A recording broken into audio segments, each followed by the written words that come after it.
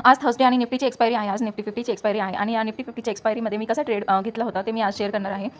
तर Nifty 50चा chart आपण open करूया.